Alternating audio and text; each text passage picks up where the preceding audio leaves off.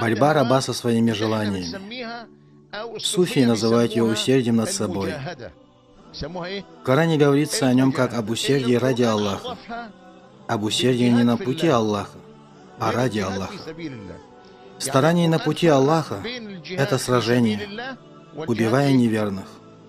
А усердие души и тела значит старание ради Аллаха. Усердие души и тела – это и есть большое сражение.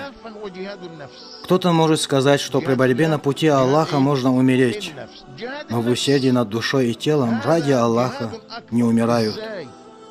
При борьбе на пути Аллаха сражающийся отдает душу, но тот, который трудится над своими желаниями, душу не отдает. Однако тот, кто отдал душу, может быть, поступил так ради славы, величия. В судный день у него спросят, почему он так поступил, ради чего воевал, убивал людей. Он ответит, что поступал ради Аллаха. Ему могут сказать, ты говоришь неправду, ты сражался, чтобы тебя прозвали храбрым. Наверное, он был самолюбив или тщеславен и горд за совершаемое поклонение Аллаху. Но когда человек трудится усердием души и тела, он не болеет душевными болезнями. От такого рода болезни человек может возгордиться и видеть свое поклонение. Ведь богословы не зря говорят, что пока ты следишь за своим поклонением, оно не поднимается. Но когда ты забываешь о нем и не следишь за ним, оно поднимается. К Аллаху поднимается прекрасное слово, а праведное деяние возносит прекрасное слово. Пока ты видишь свое поклонение, оно не поднимается в небеса, не принимается Всевышним. Если оно принимается, то ты не можешь его видеть. По этому поводу Всевышний Аллах сказал, это те, которые раздают милостыню, тогда как их сердца страшатся того, что им суждено вернуться к своему Господу, тогда как их сердца страшатся. Слово «ваджиля» означает «боязнь». Поклоняются они, но боятся за неполноценность своего поклонения перед Аллахом. Это те, которые раздают милостыню, тогда как их сердца страшатся того, что им суждено вернуться к своему Господу. Вот что значит быть искренним при поклонении. Поэтому труд над своей душой и телом ради Аллаха является основой очищения от грехов. Суфизм – это утверждение в степени благодеяния. Его основа – очищение души и тела от грехов. А основа очищения души или путь к очищению тела от грехов – это усердие. Поэтому Аллах соединил вместе усердие ради Аллаха и благодеяние. В конце суры «Паук» Аллах говорит, «А те, которые трудились ради нас», там не сказано, которые трудились на нашем пути, сказано, которые трудились ради Аллаха. Сказано, а тех, кто трудились ради нас, мы непременно поведем нашими путями.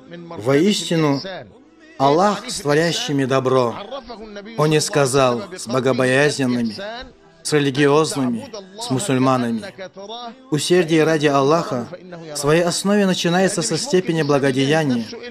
Мы можем познать благодеяние в словах нашего пророка Мухаммада, саллаллаху алейхи вассалям. Благодеяние – это поклонение Аллаху, как будто ты видишь Его. Хотя ты Его и не видишь, когда Он на самом деле видит тебя. Не может быть, чтобы поклонение было достаточным, если не быть уверенным в том, что Аллах видит тебя. Убежденность в том, что Аллах видит покорность, остерегает от всего греховного и ослушания Его. Чувствовать, что Всевышний Аллах видит, где бы ты ни был. Как сказал Он, свят Он и велик. По поводу некоторых людей. Они боятся моих рабов. Они боятся меня. То есть Аллах говорит, они укрываются от людей, но не укрываются от Аллаха, тогда как Он находится с ними. Люди в ослушании, но Аллах видит их плохие деяния. Если даже я постараюсь скрыть свои греховные дела от Аллаха, где бы я ни находился, Он все равно видит меня. У меня в сознании не бывает, что Аллах видит меня. Это, несомненно, недостаточность веры. Таким образом, я считаю Аллаха недостойным среди тех, которые видят меня. Если я чему-нибудь придам значение перед Аллахом, зная, что Он видит все, то я не впаду в грех. Но когда ты творишь что-то, ты думаешь только о людях. В аяте говорится, что они укрываются от людей. Что это значит? Скрыться от людей. Это значит, что ты во время ослушания Аллаха скрылся от людского взора, но ты не скрылся от взора Аллаха, хотя Он был с тобой. Я хочу сказать, что Он скрылся от людей, но не от Аллаха. Когда Он совершал греховное, о ком Он вспоминал? О людях, которых с Ним нет, но не Аллаха, который вместе с Ним. Аллах видит и его. Аллах вместе и с теми, кого нет рядом. Они не могут скрыться от Него. Это высшая ступень, которой человек должен поклоняться, как будто видеть Его, мысленно обращаясь к Нему, зная, что Он смотрит на тебя. Так ты должен поступать всегда, где бы ты ни находился и в каком состоянии ты не был. Ибо Он с тобой и видит тебя всегда. Аллах всезнающий и всеобъемлющий.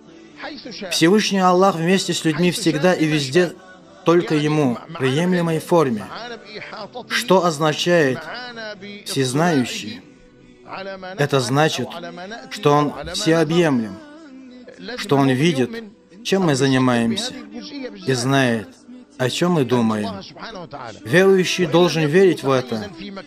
Всевышний Аллах вместе с людьми, где бы они ни находились.